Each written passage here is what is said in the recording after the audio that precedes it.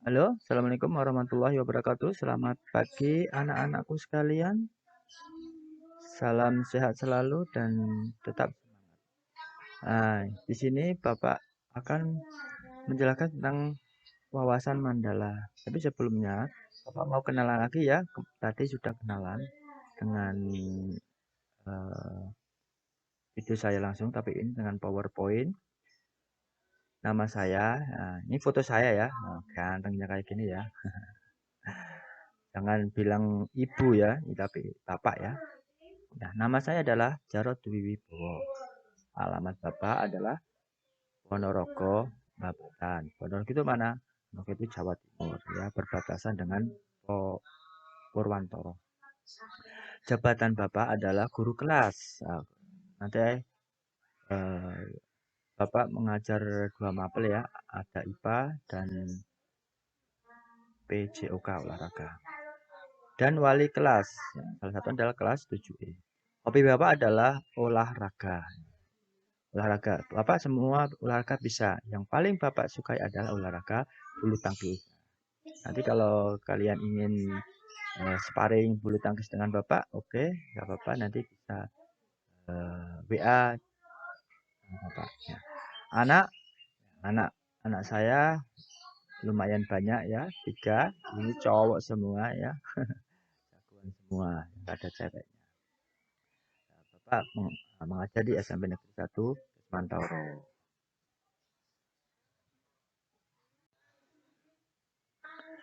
Nah, di sini Bapak akan menjelaskan tentang wawasan Wiyata Mandala di SMP Negeri 1 Mantoro. Ini adalah sekolahan kalian ya, tampak depan ini pagarnya ya. SMP Negeri 1 Mantoro ya ini. Ini Bapak ambil dari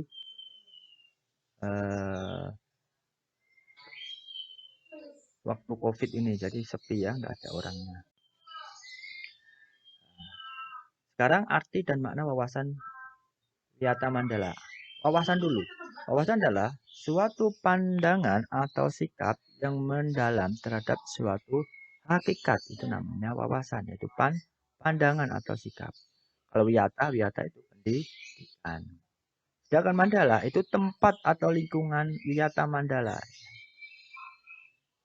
Nah, tempat atau lingkungan itu mandala. Berarti kalau wiyata mandala adalah sikap menghargai dan bertanggung jawab terhadap lingkungan sekolah sebagai tempat menuntut ilmu pengetahuan. Nah, berarti semua yang ada di sekolah ini ya baik Bapak Ibu guru, baik staf TU, eh, anak-anakku sekalian, anak siswa-siswi kelas di SMP Negeri 1 Semantor itu adalah wajib bertanggung jawab terhadap lingkungan sekolah. Bertanggung jawab apa? Tentang kebersihan, tentang keindahan, tentang apa itu fasilitas umum yang ada di sekolah itu tidak boleh dirusak. Itu adalah arti dari makna wawasan wiyataman. Nah, di SMP Negeri 1 Kesmantoro itu mempunyai visi. Visinya apa? Ya ini di sini ada, yaitu menjadikan sekolah unggul dalam prestasi, terampil dalam bidang seni, berwawasan lingkungan, berdasarkan iman dan takwa, serta berbudi pekerti mulia. Ini adalah visi dari sekolah kita. Jadi, sekolah kita mempunyai visi menjadikan sekolah yang unggul dalam prestasi dan terampil dalam bidang seni ya. Dan ini ada seni tari, seni musik, seni menggambar dan sebagainya. Gitu ya. Sekarang unsur-unsur dari Wiyata Mandala itu apa, Pak? Nah, itu yang pertama, sekolah merupakan lingkungan pendidikan. Kedua, kepala sekolah mempunyai wewenang dan tanggung jawab penuh atas penyelenggaraan pendidikan dalam lingkungan sekolah. Kepala sekolah ini di SMP Negeri 1 Kesmantoro siapa hayo? Iya betul, yaitu Bapak Tri Irianto. Tahu orangnya? Ya nanti Bapak kenalkan lewat foto aja ya. Kemudian yang tiga, antara guru dan orang tua siswa harus ada saling pengertian dan kerjasama erat untuk mengemban tugas pendidikan. Hubungan yang serasi. Jadi guru dan orang tua kalian itu harus ada hubungannya. Ya nanti kalau anaknya agak kurang baik, nanti dilaporkan orang tuanya juga ikut ambil bagian dalam mendidik apa anak-anak. Yang keempat, warga sekolah di dalam maupun di luar sekolah harus menjunjung tinggi harkat dan citra guru. Siapa itu warga sekolah? Warga sekolah itu adalah ya siswa-siswi, bapak ibu guru, eh, staf TU, karyawan dan lain sebagainya. Itu harus menjunjung tinggi citra guru. Nah, menjunjung martabat dan citra guru. Yang kelima adalah sekolah harus bertumpu pada masyarakat sekitarnya dan mendukung antar warga. Jadi kalau ada warga atau masyarakat di sekitar sekolah ini ada yang meninggal, ada yang nyambut gawe hajat, menikahkan dan sebagainya. Nah, sekolah itu juga ikut mendukung ya, ikut mensukseskan. Kemudian sekolah dan fungsinya. Ya, ini gambar apa ini? Ini gedung apa ini? Ayo. Siapa yang tahu? Ini adalah gedung serbaguna di SMP Negeri 1 Kesmantoro. Nah, ini digunakan untuk segala aktivitas. Nah, nanti di sini di dalamnya juga ada olahraganya. Nah, bisa buat bulu tangkis, bisa untuk tenis meja ya. Pandemi ini ditutup ya. Ya ini taman ya. Kalian bisa selfie di sini.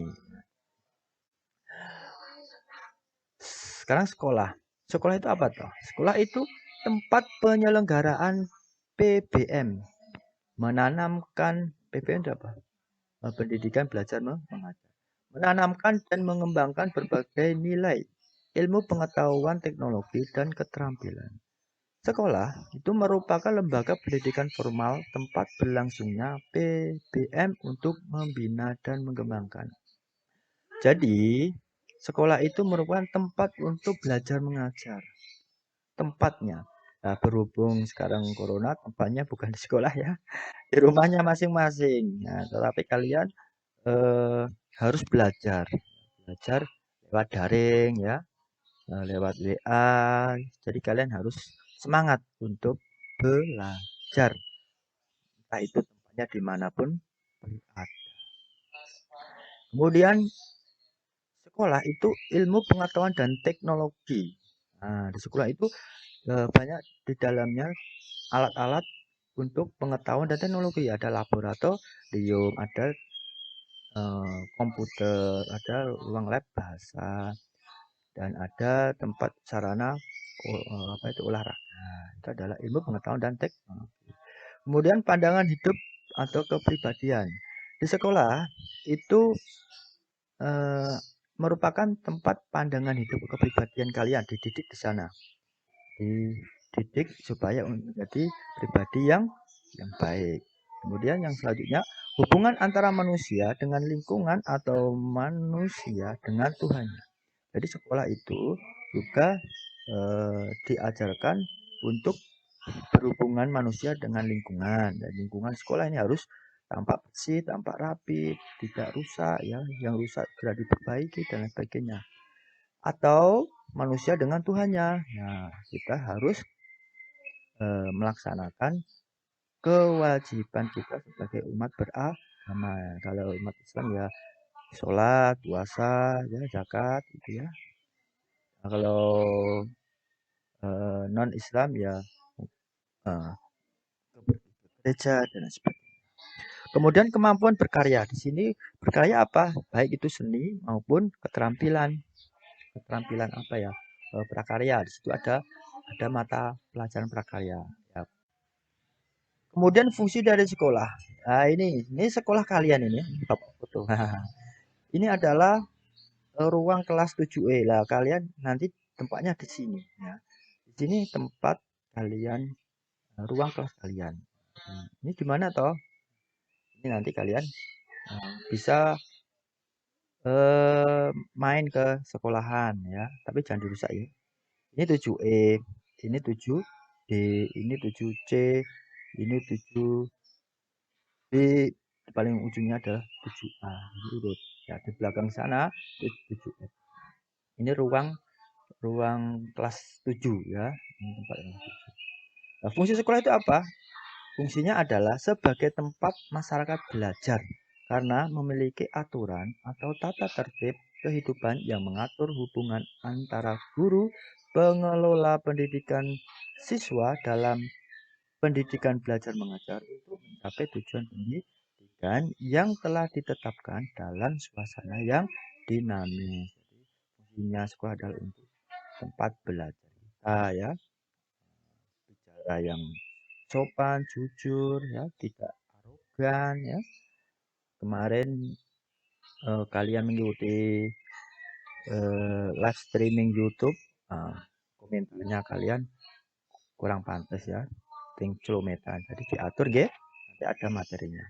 Kemudian ciri-ciri sekolah eh,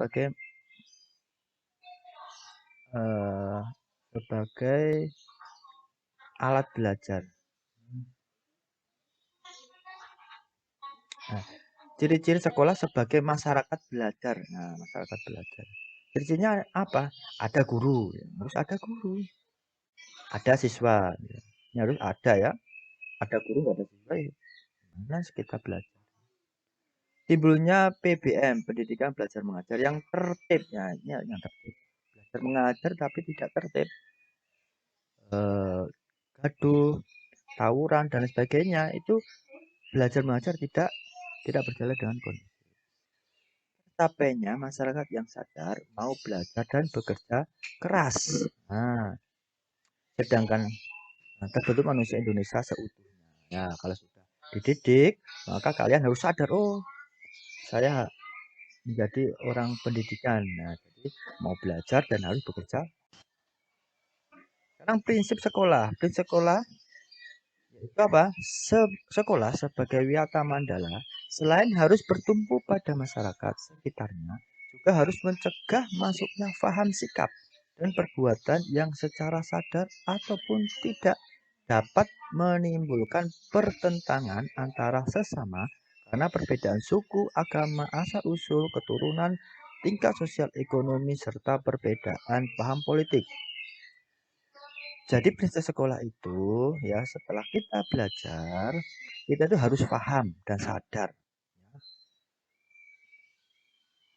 tentang apa? Oh, nek pertentangan padu olo-oloan iki ora oleh. Tidak boleh apalagi menyinggung tentang suku. Oh, kita misalkan kita sama-sama suku Jawa ya. Jadi tidak ada perbedaan. Kita ada temanmu ada suku Ahmad ya, wong hitam itu dilok-lok, woi kok ireng, oh, ireng. Nah, kan Ahmad itu di Papua ya, itu kan kulitnya hitam. Ya kemudian rambutnya keriting nggak boleh diolok-olok atau agama. Agama A, ini agama Islam, agama Kristen. Udah, nggak boleh, ya nggak boleh. Asal usul itu juga nggak boleh. Kue anak maling nggak boleh. Nah, itu akan menjadi pertentangan nantinya ya. Atau tingkat sosial ekonomi. Oh, ya kue ke melaku orang nganggo pit misalkan. Diolok ke kilo pitku api ya. Boleh ya. Atau sepedamu welek ya. Nah, ini nanti dicat bonteng-bonteng itu juga nggak boleh.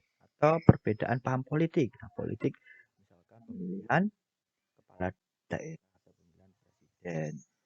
Kalau presidennya itu juga nggak boleh. Kalau supaya apa? Supaya tidak menimbulkan pertentangan. Padu tidak boleh ya. Sekolah sebagai wiyata mandala itu tidak boleh atau mencegah sadar tidak menimbulkan pertentangan. Kemudian sekolah tidak boleh hidup menyendiri melepaskan diri dari tantangan sosial budaya dalam masyarakat tempat sekolah itu berada. Sekolah juga menjadi suri teladan bagi kehidupan masyarakat sekitarnya, serta mampu mencegah masuknya sikap dan perbuatan yang akan menimbulkan pertentangan. Jadi sekolah itu juga harus berdampingan dengan masyarakat sekitar ya. Jadi harus eh, menunjukkan suri teladan yang baik. Contohnya bapak ibu guru ya, pakaian rapi, ora gondrong, ora tindian, ora tatoan ya seperti halnya siswa juga ya harus sopan ya dengan orang tua itu harus eh, manut, kemudian bahasanya yang sopan, kemudian bajunya juga yang rapi, seperti itu. Nah, sekolah itu memiliki prinsip-prinsip sebagai berikut. Yang pertama, sekolah sebagai wadah atau lembaga yang memberikan bekal hidup. Dalam hal ini, sekolah seharusnya bukan hanya sekedar lembaga yang mencetak para intelektual muda, namun lebih dari itu, sekolah harus menjadi rumah kedua yang memberikan pelayanan dan pengalaman tentang hidup, mulai dari berorganisasi, bermasyarakat, sosial ya, pendidikan lingkungan hidup, atau bahkan pengalaman hidup yang sesungguhnya. Jadi, sekolah itu lembaga tidak hanya memberikan ilmu pengetahuan saja, mencetak intelektual udah pinter-pinter, tidak ya, pinter tapi nggak punya akal itu juga boleh ya. Jadi intak dan impact, impact itu ilmu pengetahuan alat, impact itu ilmu pengetahuan apa ketakwaan, dan impact itu ilmu pengetahuan teknologi. Itu harus seimbang, jangan pinter toh, tapi apa, tapi juga memberikan pelajaran tentang apa? Pengalaman tentang hidup. Oh, hidup itu piye toh? Oh, gini gini. Mulai apa? Berorganisasi. Organisasi ya latihan jadi ketua kelas, bendahara ya, masuk dalam organisasi OSIS, pramuka dan lain sebagainya. Masyarakat bersosialisasi ini apa? Ya, bersosialisasi tentang apa? Misalkan gotong royong, menjenguk orang sakit, kemudian membantu dan lain sebagainya. Ya.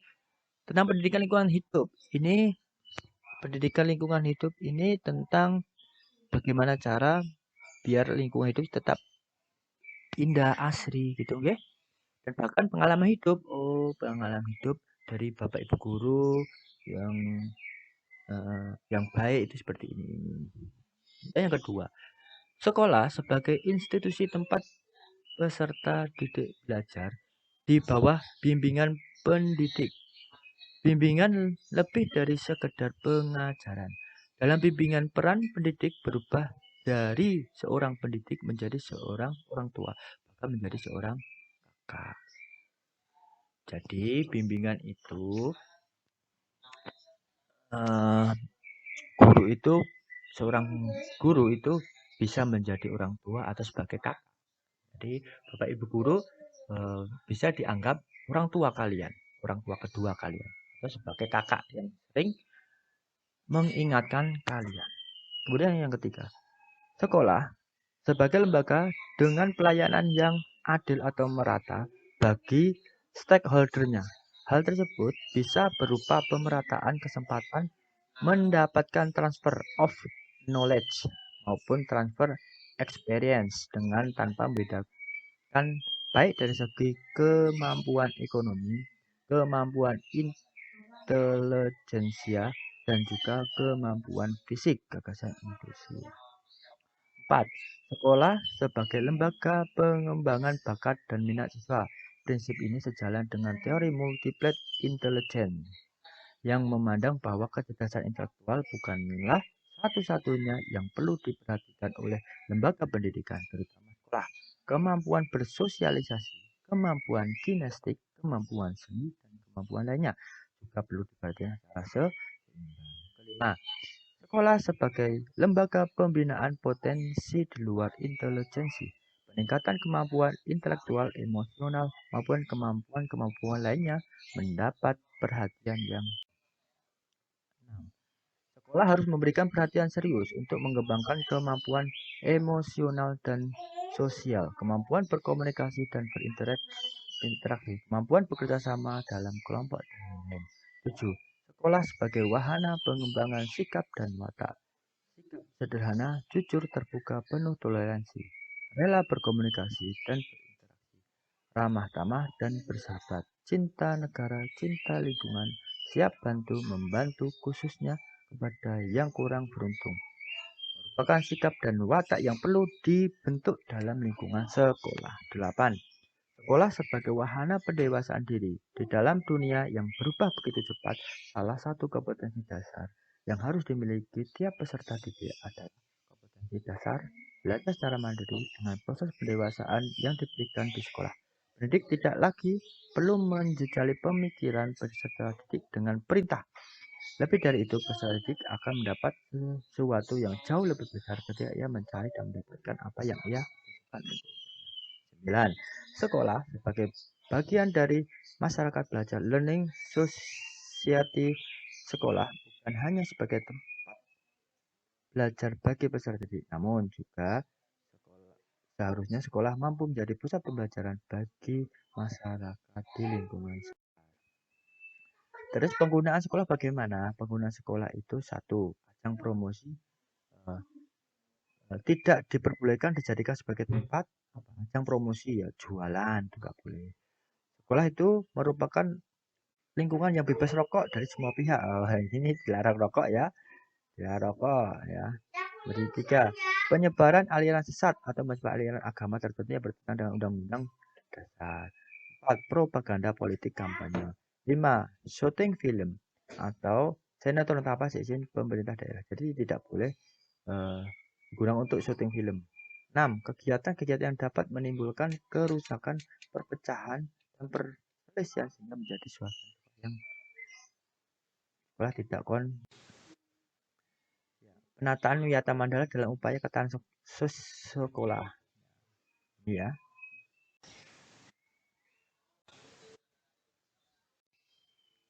Nah, ini adalah sebagian Bapak Ibu guru dan staf sebagian. Saya perkenalkan ini ya anak-anak. Nah, ini Bapak Tri Irianto. Dia menjabat sebagai kepala sekolah ini ya. Kenal ya, ini Bapak Kepala Sekolah, Bapak Tri ya, Pak Tri, Pak Tri Ir ya. Ini. Nah, diperhatikan. Kemudian ini ada Bapak Sunarto. Ini Bapak Sunarto Sadi. Ini guru agama Islam. Nah, Bapak Narto, Sunarto, pakai U ya. Ini Bapak Tri Lukmanto. Ini guru seni budaya ya. Musik ya, yang nyanyi ya itu dengan Bapak Tri Lukmanto. Pak Triluk, Pak Triir ya. Kemudian selanjutnya ini Bapak Slamet. Nah, ini Bapak Slamet ini guru BK. Kemudian ini ada Bapak Sunarta. Nah, ini Bapak Sunarta. Ini juga guru BK. Ini siapa ini? Ayo. Nah, ini Bapak Widodo ya, maaf ini salah ketik ya. Ini bukan Bapak Wododo ya. Widodo ya, Bapak Widodo. Kalau ini apa? Pak Suparto, ini guru IPS. Nah, ini. Ini siapa? Ini mungkin sudah kalian tahu ya. Ini rumahnya di Bang ya, Bapak Basuki ya. Ini guru. Ini siapa? Bapak Arif. Nah, Bapak Arif Ajar Nugroho. Ini guru TK. Nanti kalau tentang komputer berurusan dengan Bapak Arif. Nah, ini Mas Wing. Nah, ini juga kalian pasti kenal ya. Ini adalah bagian TU. Ini Bapak Dedi ya atau Bapak Sumarno Dedi Nurman. Bapak Dedi dia mengampu guru BI. Nah, ini siapa? Ya, Sawitri. Sawitri ini mengajar guru bahasa Jawa. Kemudian selanjutnya ini Ibu Endang Suparni. Ini juga guru bahasa Jawa. Ini siapa? Ya, ini Bu Syamsih, guru matematika, guru mat. Ini kalau kalian lagi bingung ya matematika ini Bu Mat ya, tapi Bu Syamsih, guru matematika. Ini siapa ini? Guru IPS. Bu Yuli ya, Bu Yuliana Pratiwi. Kalau ini siapa? Bu Nurul Hidayah. Ini guru. Kalau ini siapa? Ya, ini Bu Fitri Susanti. Ini guru bahasa Jawa. Ingat ya. Dan ini siapa? Bu Ririn ini juga kalian pasti kenal ya. Ini karena rumahnya di Kesmantoro. Ini istri dari Bapak Putut ya. Mas kalian tahu. Ini guru bahasa Inggris. Kalau ini, ya ini Bu Murni. Ya, Setio Murni panggilannya Bu Murni. Ini siapa? Bu Ririn ya, Bu Ririn. Bu Murni ini mengajar guru bahasa Indonesia. Kalau ini Bukes bisa, Bu Srikes bisa ya. Ini biasanya Bukes. Bukes ini mengajar guru. Hai, ini Bu Fatul ya. Bu Fatul Maroh. Dia mengajar guru bahasa Inggris. Ya, kita harus kenal ya. Kalau ini siapa? Ya, ini Bu Farida Quraini Nur Kasanah. Ini guru agama Islam. Kalau ini Bu Adi, Bu Adiati Nur Kurniasih ini guru bahasa Indonesia. Kalau ini Bu Endang ya, ini ngetiknya ke Belanda kebanyakan. Bu Endang ini juga staf. Nah, terima kasih ya anak-anak telah mengikuti wawasan Mandala ya. Terima kasih. Ya, ini email saya cara dibawa jika ingin email dengan Bapak. Ya. Sekian dari Bapak ya. Kita akan sambung di lain kesempatan. Assalamualaikum warahmatullahi wabarakatuh.